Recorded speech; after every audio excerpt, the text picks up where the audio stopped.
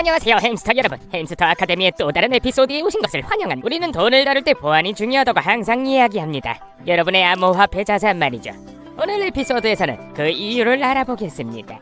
지금까지 암호화폐 업계에서 발생한 가장 큰 해킹 사건 3가지에 대해 알려드리겠습니다. 로닌 네트워크 6억 2,500만 달러. 2022년 3월 인기 블록체인 게임 플랫폼인 엑시 인피니티를 지원하는 네트워크인 로닌 네트워크가 암호화폐 역사상 가장 큰 규모의 공격을 받았습니다.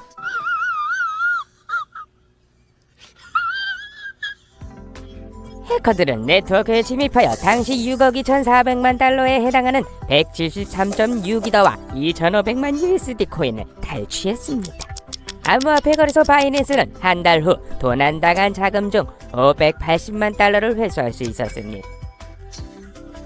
미국 당국은 북한의 해킹 그룹인 라자루스 그룹이 이번 도난의 배후에 있는 것으로 보고 있습니다. 폴리 네트워크 6억 1,100만 달러. 2021년 8월 한 해커가 크로스체인 탈중앙 금융 플랫폼인 폴리 네트워크의 취약점을 악용하여 6억 1,100만 달러 상당의 암호화폐를 3개의 지갑으로 전송했습니다. 회사는 해커에게 공개적으로 자산 반환을 요청했고 몇 시간 후 같은 날 자산 반환을 시작하여 월말까지 모두 반환했습니다. 흥미로운 점은 모든 돈을 반환한 후 해커의 계정이 39,000달러의 공개 기부금을 받았다는 것인데, 암호화폐 커뮤니티에서는 해커가 재미로 또는 도전의 의미로 폴리 네트워크의 취약성을 보여주기 위해 이 짓을 한 것으로 보고 있습니다. FTX 6억 달러.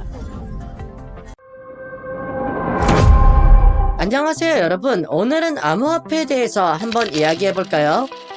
땅콩을 사고 싶다고 상상해보세요. 이를 위해 동전으로 결제해야 하죠. 참고로 일반 동전은 보통 법정화폐라고 불립니다. 땅콩을 많이 원한다면 많은 동전을 줘야 하는데 이렇게 많은 동전을 주고받기는 너무나 힘든 일인 것이죠. 그래서 이를 위한 대안이 있습니다. 바로 암호화폐입니다. 이는 인터넷에만 존재하는 디지털 화폐입니다. 일반 동전처럼 물리적 형태가 없는 것이지요. 가장 잘 알려진 암호화폐는 비트코인입니다. 하지만 이더리움과 같은 다른 많은 암호화폐도 있습니다. 각 암호화폐는 고유한 기능과 용도가 있습니다. 예를 들어 땅콩이 많은 아프리카에 있는 친구에게 이 코인을 보내고 싶다고 생각해봅시다. 하쿠나 마타다. 아주 많은 땅콩이 말이죠. 현실에서는 중개자가 은행입니다. 국제송금 서비스의 경우에는 암호화폐 송금 수수료보다 훨씬 높은 수수료를 부과하게 됩니다. 이는 더 적은 땅콩을 받게 된다는 것을 의미하죠. 참고로 거래 수수료는 우리는 가스라고 부릅니다. 암호화폐와 일반 화폐의 주요 차이점은 암호화폐가 분산화되어 있다는 것입니다. 이는 은행이나 정부가 이를 통제하지 않는다는 것을 의미합니다. 모든 거래는 우리가 이미 이야기한 블록체인에 기록됩니다.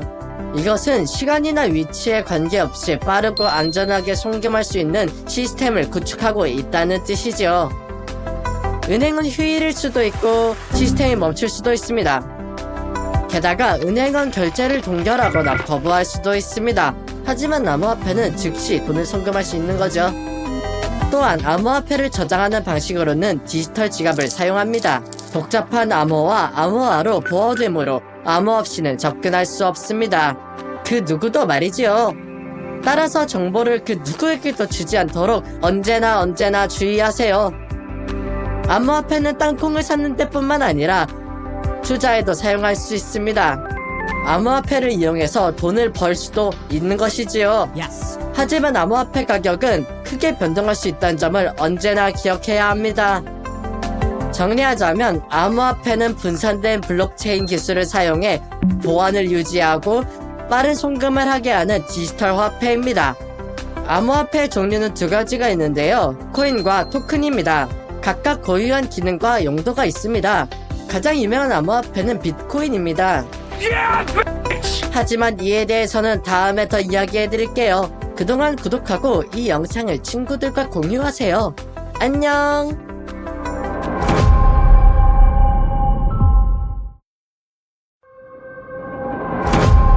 안녕하세요 여러분, 오늘은 비트코인에 대해 이야기해보겠습니다. 비트코인은 세계 최초이자 가장 인기 있는 암호화폐입니다. 이 비디오에서 암호화폐가 무엇인지 이미 이야기한 적이 있습니다.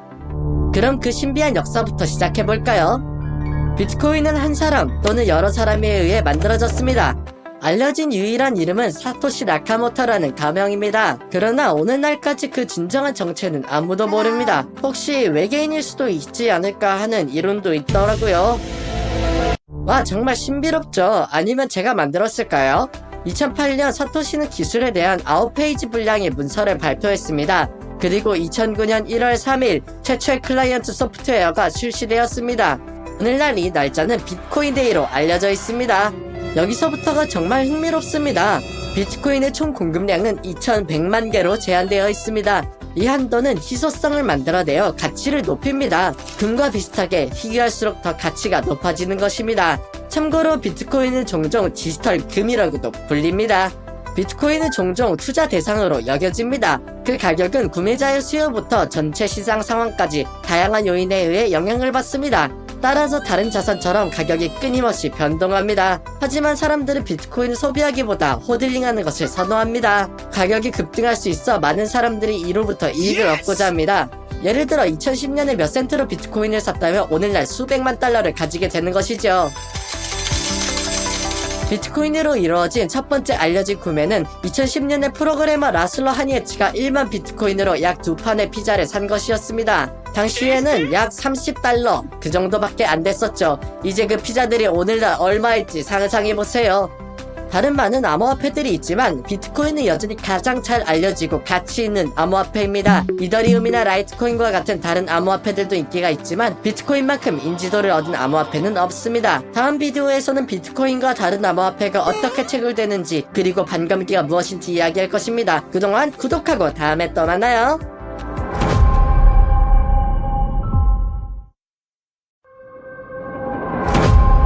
안녕하세요 햄스터 여러분, 오늘은 암호화폐 거래소가 어떻게 작동하는지 알아볼 거예요.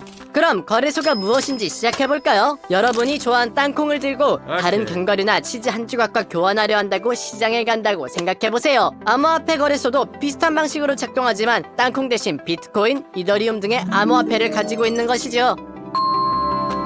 기본부터 시작해봅시다. 거래에는 두 가지 참여자가 있습니다. 구매자와 판매자. 구매자는 법정화폐, 예를 들어 달러나 다른 암호화폐로 암호화폐를 사고 싶어합니다. 반면 판매자는 자신이 가진 암호화폐를 팔고 그 대가로 법정화폐나 다른 암호화폐를 받기를 원합니다. 하지만 이들이 어떻게 서로를 찾을까요? 여기서 거래소가 등장합니다. 거래소는 구매자와 판매자가 자신의 제안을 게시할 수 있는 큰 게시판과 같습니다. 거래소는 이들이 만나서 거래를 할 수 있도록 도와줍니다. 이제 거래 과정에 대해 이야기해봅시다. 먼저 거래소에 계정을 만듭니다. 맞아요, 여러분의 햄스터 계정을요. 대부분의 경우 실제 햄스터임을 확인하기 위한 인증 과정을 거쳐야 합니다. 그 후 계정에 자금을 입금합니다. 이는 법정화폐일 수도 있고 암호화폐일 수도 있습니다. 계정에 자금이 들어오면 거래를 시작할 수 있습니다. 비트코인을 사고 싶다고 가정해봅시다. 구매 주문을 걸고 얼마나 많은 비트코인을 사고 싶은지, 얼마에 사고 싶은지를 명시합니다. 만약 누군가 여러분의 가격에 비트코인을 팔고 싶어 한다면 거래가 완료됩니다. 하지만 아무도 여러분의 가격에 팔고 싶어 하지 않는다면 어떻게 될까요? 그러면 주문은 적합한 판매자가 나타날 때까지 활성 상태로 남아있게 됩니다. 이를 리미트 주문이라고 합니다. 기다리지 않고 즉시 사고 싶다면 시장가 주문을 사용할 수 있습니다. 이 경우 현재 시장 가격에 구매가 이루어집니다. 거래소는 종종 해커들의 표적이 되기 때문에 신뢰할 수 있고 보안이 강한 거래소를 선택하는 것이 중요합니다. 따라서 햄스터 여러분, 이중 인증을 사용하고 모든 자금을 거래소에 두지 마세요.